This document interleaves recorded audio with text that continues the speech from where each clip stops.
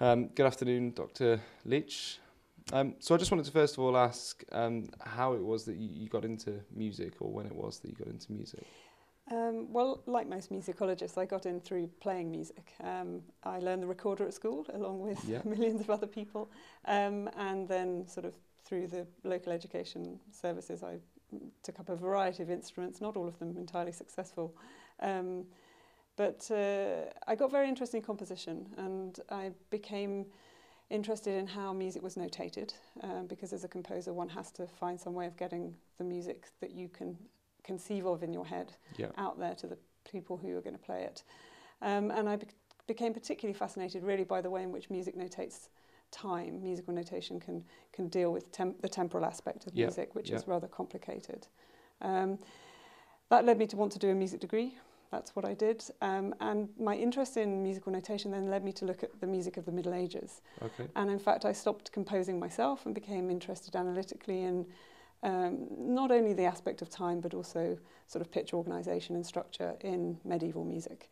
And more recently have become very interested in music and poetry in that repertoire. Okay. So what are the medieval aspects of beauty in music? What were medieval musicians looking to achieve with their music? I mean, part of the talk is focuses on the idea that they had a rather conflicted attitude to beauty. On the one hand, they appreciated beautiful sound. On the other hand, they saw that beautiful sound could in fact be rather dangerous, because music sort of speaks to individuals in a way that is not entirely quantifiable and not entirely verbal, and is actually rather physical. And I think a lot of people in classical antiquity and in the Christian Middle Ages understood music to potentially lead people to dwell on physical pleasure, or in fact to be somewhat distracted from their rational, thoughtful lives. So certain authorities thought that musical beauty was rather dangerous. Yeah. And one response to this from those people who wanted, on the other hand, to deploy the power of music, and in fact the power of music within the Christian church, within the Christian liturgy, to sort of dignify the church services and to make people sort of believe in a very heartfelt way.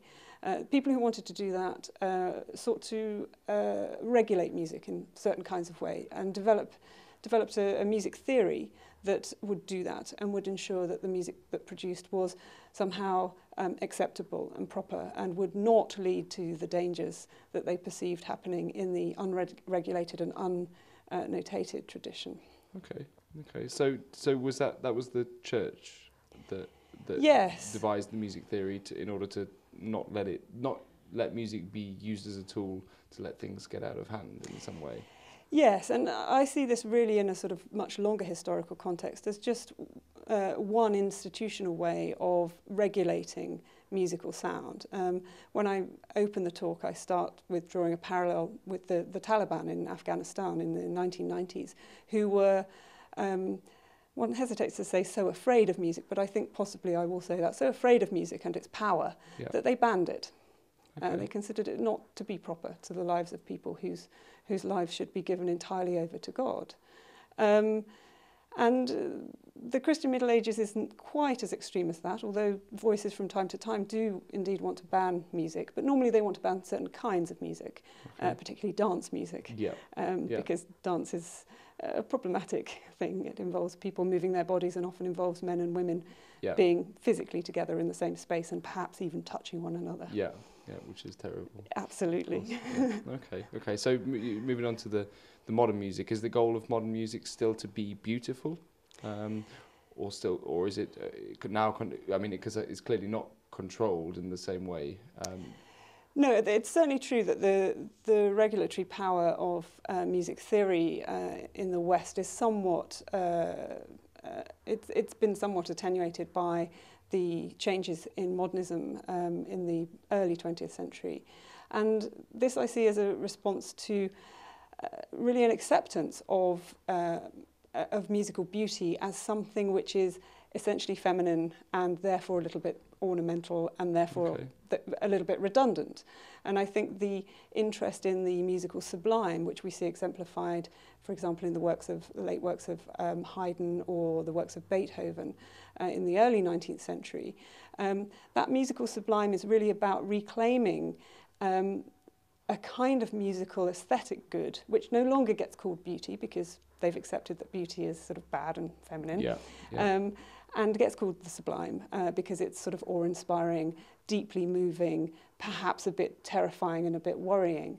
And that some have said leads to a sort of postmodern sublime in the 20th century where music becomes almost deliberately ugly as a way of reflecting the conditions of modernity and in particularly the sort of the horrific things which went on in the first part of the 20th century. Okay, so dance music may be a reflection of the atrocities of Hiroshima? Or? You're talking about sort of modern popular dance forms? Yeah. I would see those instead as sort of reflecting a sort of technologized modernity and possibly a commoditized modernity rather than a musical sublime. I'm thinking instead of sort of something like Penderecki's Threnody for the Victims of Hiroshima, where you start with a load of violinists who are told to start somewhere high up on the fingerboard, and they all start in different places, and they're sort of playing away, and it's all out of tune. Well, it sounds sort of really sort of unpleasant, but it's meant to sound unpleasant. So that's rather different, I think, from popular music. But popular dance forms, whether they sort of have some ideal of beauty, I'm not quite sure. I think their goals are rather different. Yeah. Okay. So another form of modern music. What were your views on the Spice Girls? Yes, I know. This is my most read article. I have written lots and lots of articles about the Middle Ages, and I've written one article on the Spice Girls, and that's what everyone reads.